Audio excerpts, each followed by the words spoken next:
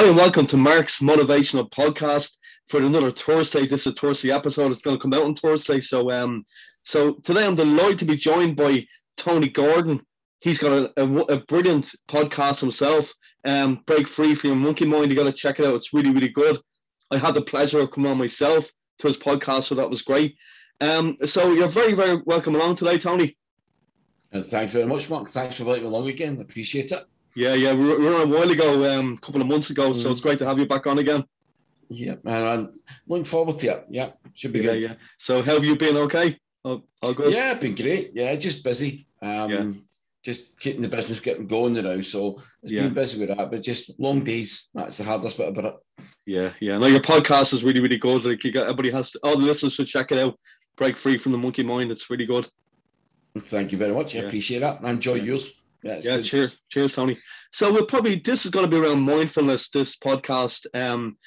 So we'll probably start it off kind of a question for Tony there. What does mindfulness mean to you? What could you maybe put in words what it means to you, mindfulness? Yeah, in simpler terms, being focused in the moment. So being aware of yourself in the actual moment. You mentioned my podcast. My podcast is called Break Free from Your Monkey Mind. Monkey mind is a Buddhist term.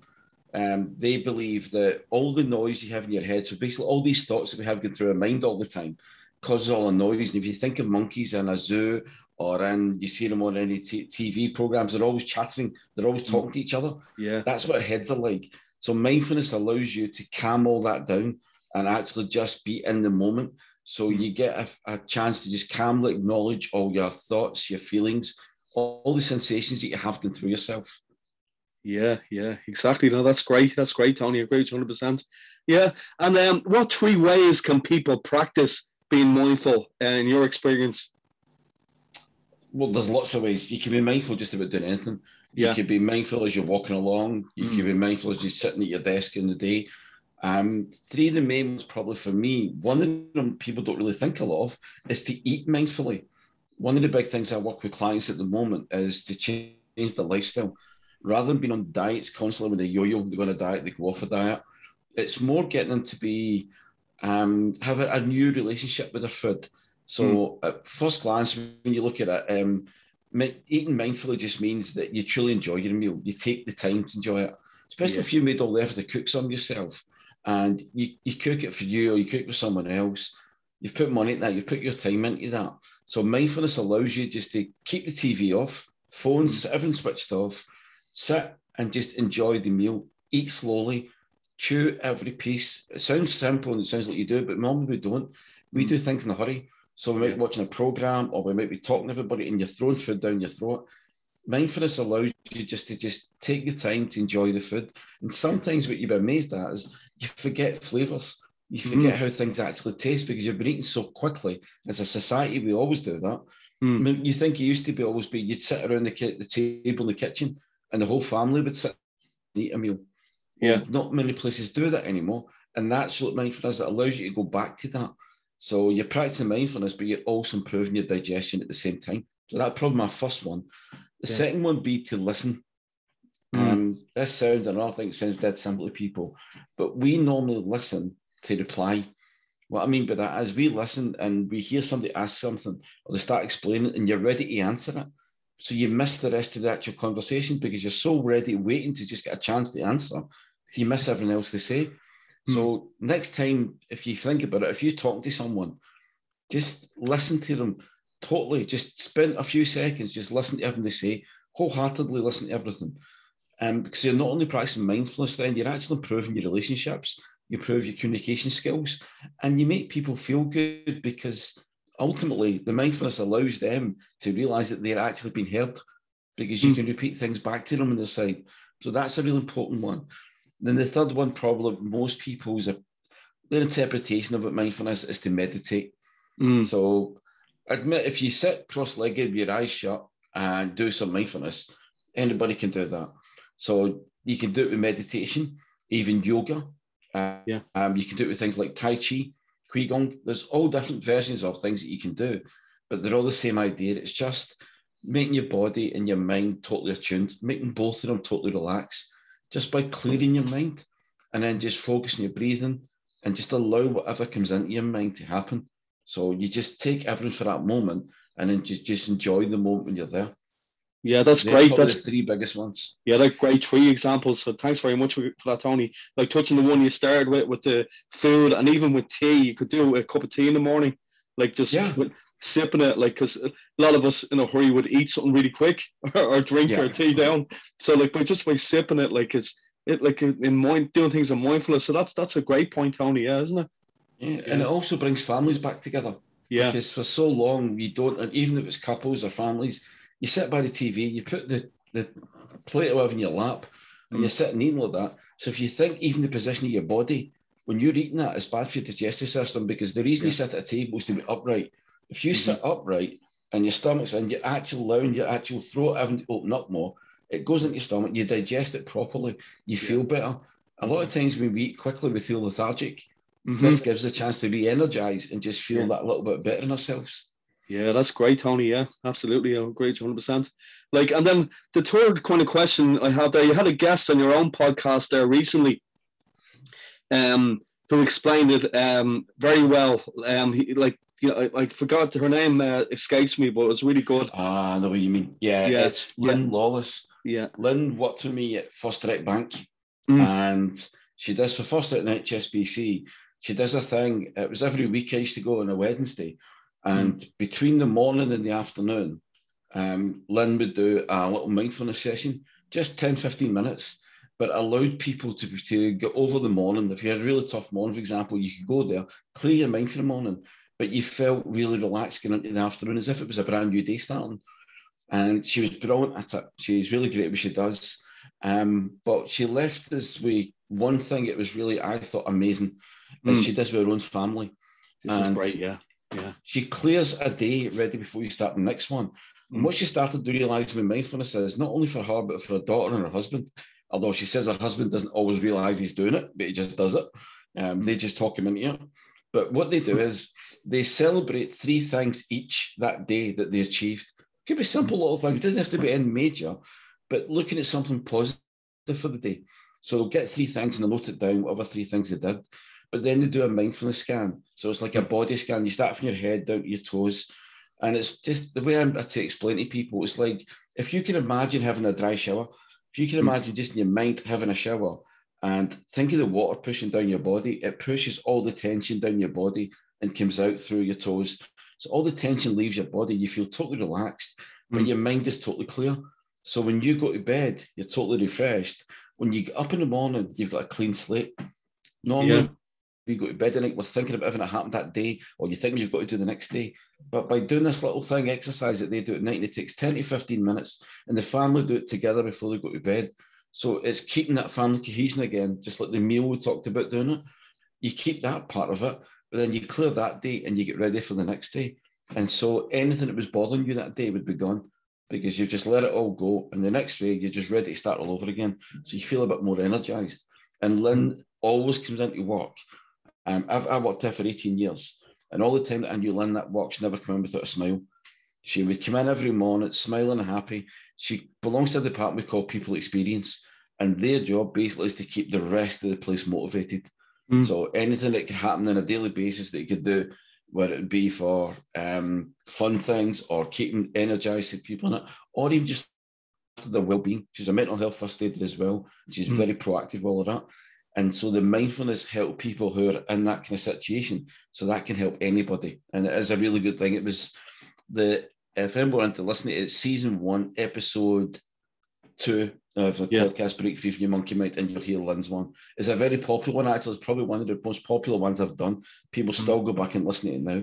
Yeah, it's well worth listening. It's really good. I've vouched for that myself, because I love the part she did as well, where she thought about the best thing that happened in the day, and the wasn't something like that again, the worst, and it's the 3. You just need to look at the 3 things. Look at the 3 positive things. I do it slightly differently, but I got it from Lynn's idea. I get clients to look at the 3 things that they appreciate the most, either gratitude or it's just that they're really proud in a journal. And the next morning, I get them to re-look at them. Because sometimes in the same day, when you look at things, they don't seem as big. Maybe it's a small thing, but the next day you actually realize what you've achieved. So Yeah. when you look at it again the next day, and it starts you positive for that morning, because you feel, I've really achieved something. So what am I going to do today? But rather than setting goals for that day, just go out and enjoy the day, let it happen. But then at night, look back on the day and say, what did I actually achieve? So sometimes if you set the goals in the morning, I think you put yourself under a lot of pressure to make sure you achieve them. If you do it the opposite way, just look back on the day and see what you achieved. Even if they're wee small things, it says, they all add up. And it just makes it really good. But I just got that idea from Lynn, and I just took it that wee stage further. But instead of just saying it to each other, I get people to write it down. That's great, Tony. Yeah, that's really, really good. Great takeaway for anybody that's listening. So that's brilliant. Thanks very much for that. That's okay. Yeah. So definitely reiterate there, like, it's a great one to listen to. But it's season 1, isn't it? Season 1, episode 2. Brilliant. Yeah. So make sure you check that out, everybody. So that's great. Can you recommend any books or websites that people can get use around, like, Tony, that come to mind? Yeah. Well, the one that Lynn says in us most probably is Headspace. It's an app. It's not actually a website search. If you look for apps, anything to do with mindfulness, the apps are the best. So there's Headspace, Calm, CALM. That's a good one. Simple Habit. That's another really good one. App. Books wise, a few. I'll tell you what, I'll give you one for each. So for adults, it would be, there's one called A Little Book of Mindfulness. It's by Patrizia, I think it's Patrizia Collard. If I remember right, it's spelled Patrizia.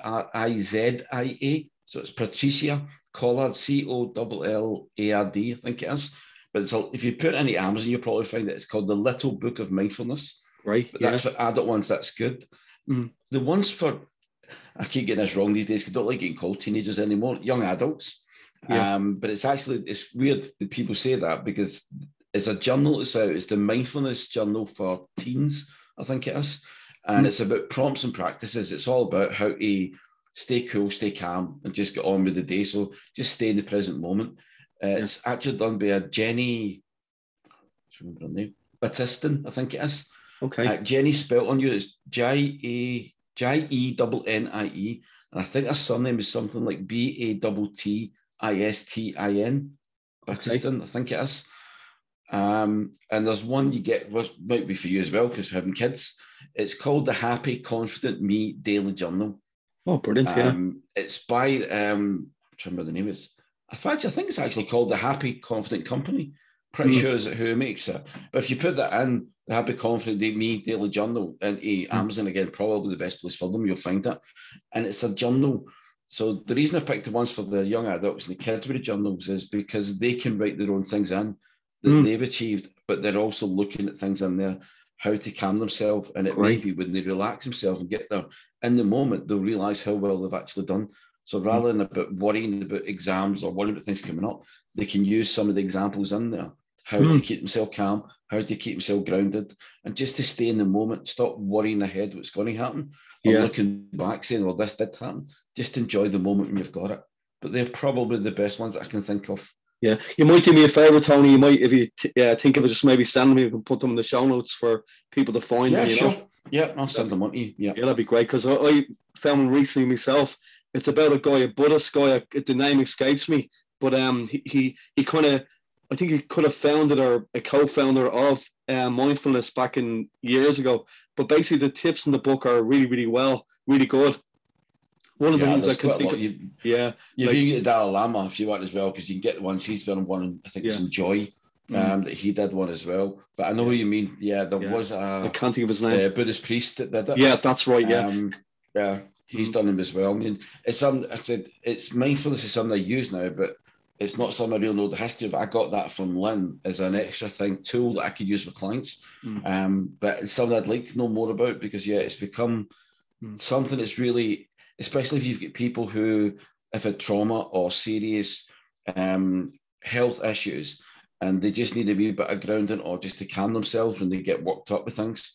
Or especially if they know they've got like operations, things like that coming up. It's a great way just to get them calm before it. It also helps people into dentists, things like that, just to keep themselves calm, stop thinking what's going to happen before they go in. Yeah, it's great. It really is, because there was one that really, I remember by reading that book, when you were like even out for a walk or a run, if you breathe in for 1 and breathe out for 1 and go to 10 and then stop for a minute and then do the same thing again. It really kind of, when you're breathing with you get all in sync then with how you're feeling. Yeah. Like it's really, really powerful. Yeah. Like I just got from it's incredible what you can get from these books, isn't it, Tony? Yeah, well, you mentioned that. There's actually somebody I know actually this week who's producing one. She's working on a journal for runners. So you might be interested in that, actually. Great. She's doing a journal for runners, which is going to be things like that. Little things in it that they can use. And you're right, because most runners, they breathe through the mouth, but they wonder why they get out of breath so quickly, or they've not got the stamina. Because if you look at actually top athletes, they breathe through their nose. They don't breathe through the mouth. Yeah. So the one thing mindfulness helps you do with that as well is, because you concentrate on your breath and you're focusing on that, you realize how much actually you can calm things down and your heart rate down. So even with running and things like, you can get into a sync so that your heart rate eases up. So you don't get, you need your heart rate built, obviously running, but not too high. So it's a way of keeping more controlled so you can keep a better pace. So it's a good way of using it for that as well.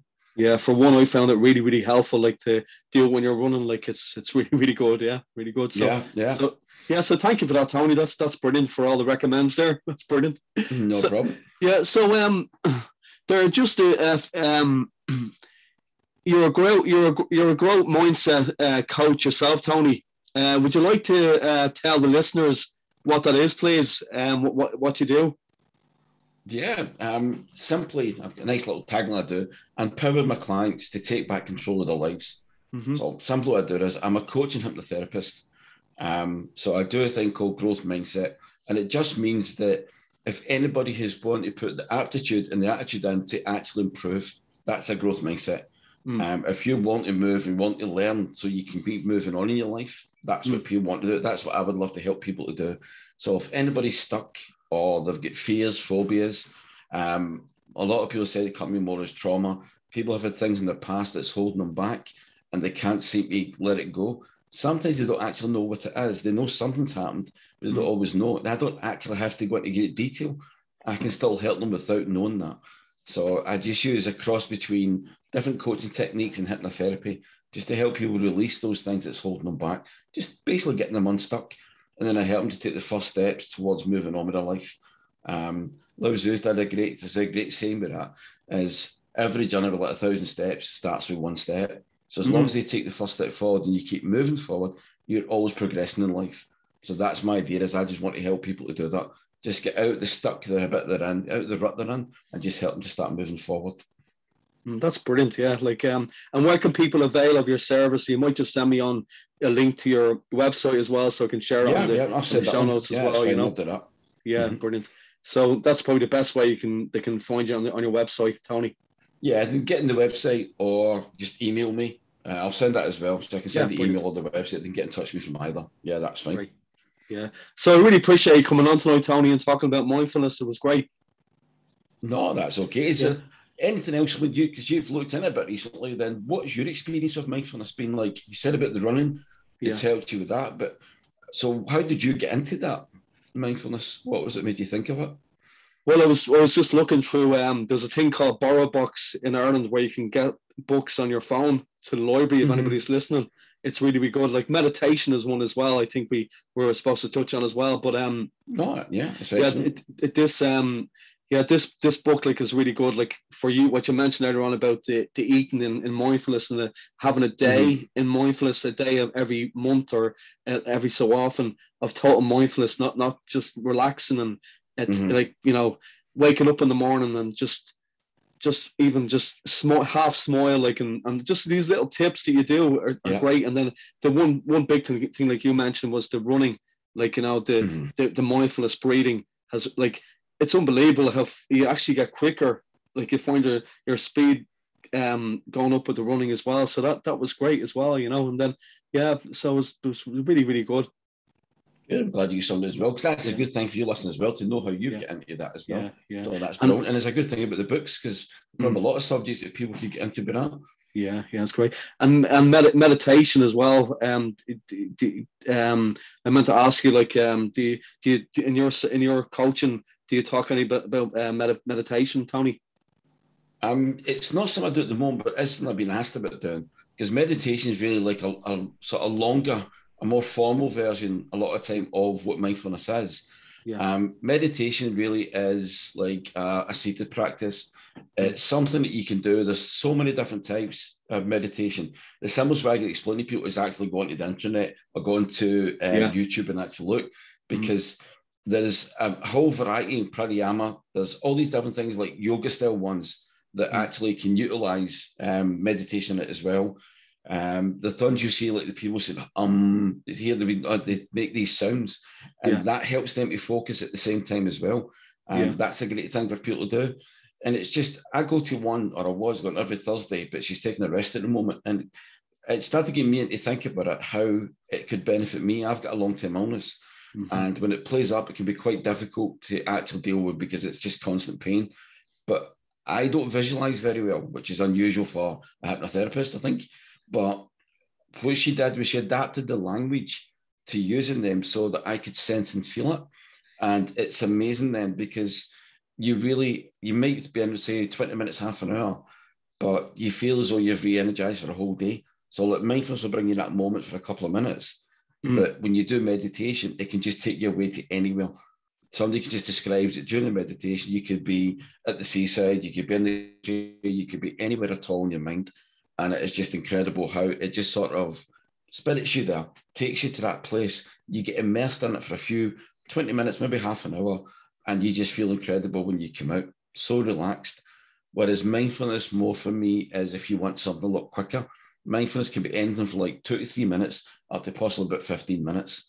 Mindfulness is more just being in that exact moment, whereas the meditation can take you to somewhere else to actually just allow yourself to get immersed in that and just feel totally relaxed. So there's good things for both of them. It's mindfulness just simply paying attention to what you're in the present, and meditation has been just taking a chance to get a new perspective on things. So it's using all your senses. But for people to find, because there's so many different types, I would say, same as I was told, go and look online, go and look on YouTube. There's some incredible ones there.